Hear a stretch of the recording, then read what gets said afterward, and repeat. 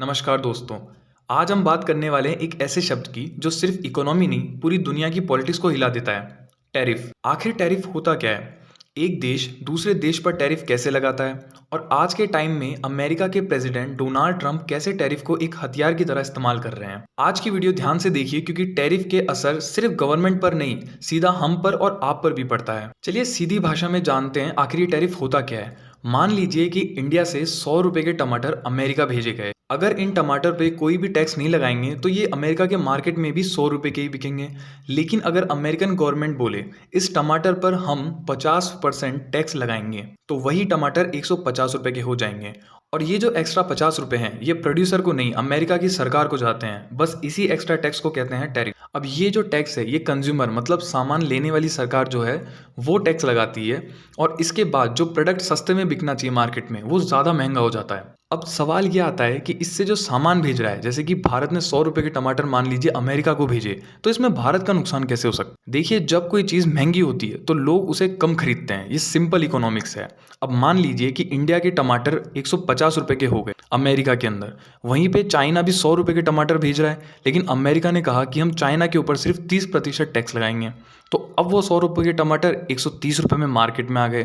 तो वहाँ के लोग 150 रुपए के टमाटर के बजाय 130 रुपए के जो चाइनीज़ टमाटर है वो खरीदना ज़्यादा पसंद करेंगे। उनके लिए ज़्यादा सस्ता ये हो जाएगा। और आखिर में जो इंडियंस के प्रोडक्ट है जैसे हमने टमाटर का एग्जाम्पल लिया था तो वो बहुत ज़्यादा महंगा हो जाएगा और वहाँ के लोग उसे खरीदना अवॉइड करेंगे।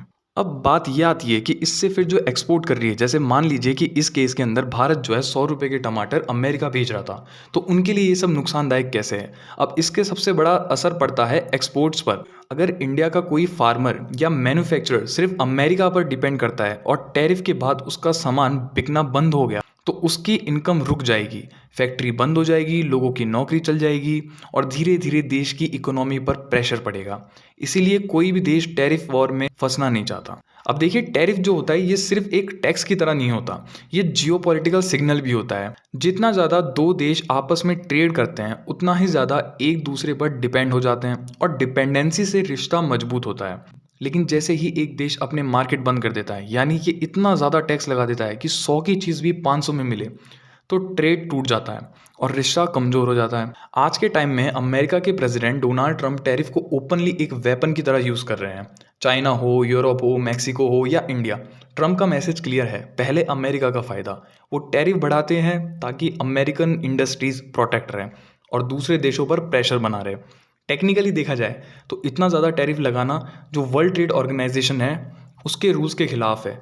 लेकिन प्रॉब्लम यह है अमेरिका इतना ज़्यादा पावरफुल है कि उसके सामने कोई भी नहीं बोलना चाहता। अब सवाल ये आता है कि आखिर इससे इंडिया कैसे बचे? देखिए देश या कंपनी टैरिफ से खुद को कैसे बचा। सबसे पहला रूल, कभी भी सिर्फ एक देश पर डिपेंड मत रहो। अगर सिर्फ आप अमेरिका को एक्सपोर्ट कर रहे हो तो रिस्क बहुत ज़्यादा है। कम से कम 3 से 4 देशों में मार्केट होनी चाहिए ताकि अगर एक जगह प्रॉब्लम आए तो बिजनेस पूरी तरह से बंद ना हो सकता है कि आपकी इनकम कम हो जाए थोड़े दिनों के लिए क्योंकि आपका एक सोर्स रुक जाएगा इनकम का जैसे अमेरिका, लेकिन आप अलग जगह जैसे मैक्सिको हो गया, इटली हो गया, इन सब जगह आप अपने सामान भेज सकते हो और आपकी इनकम चालू रहेगी जिससे आपका बिजनेस बंद नहीं होने वाला। दूसरा तरीका अपन कर सकते हैं फ्री ट्रेड एग्रीमेंट। जैसा कि आप देख सकते हैं कि हाल ही में भारत ने और यूके ने भी फ्री ट्रेड एग्रीमेंट साइन किया।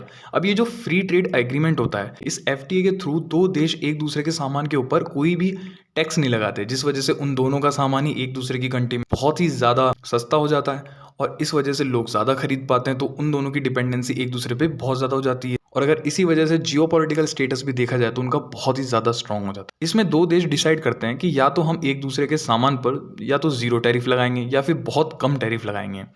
इसका फ़ायदा क्या होता है? सामान सस्ता होता है, ट्रेड बढ़ता है और टैरिफ वॉर का रिस्क कम हो जाता है। इंडिया आज यूएई, ऑस्ट्रेलिया, यूरोप जैसे देशों के साथ एफटीए साइन कर रहा है ताकि अमेरिका जैसे किसी एक देश पर डिपेंडेंसी कम हो। तो दोस्तों टैरिफ सिर्फ एक टैक्स नहीं है, ये पावर है, प्रेशर है, पॉलिटिक्स है। जब भी आप सुनो टैरिफ बढ़ गया समझ जाओ कुछ ना कुछ बड़ी जियोपॉलिटिकल गेम चल रही है। उम्मीद है आपको ये वीडियो पसंद आई होगी। इससे शेयर कीजिए और कमेंट में बताइए इंडिया जैसे देश को टैरिफ वॉर में क्या स्ट्रेटजीज यूज़ करनी चाहिए।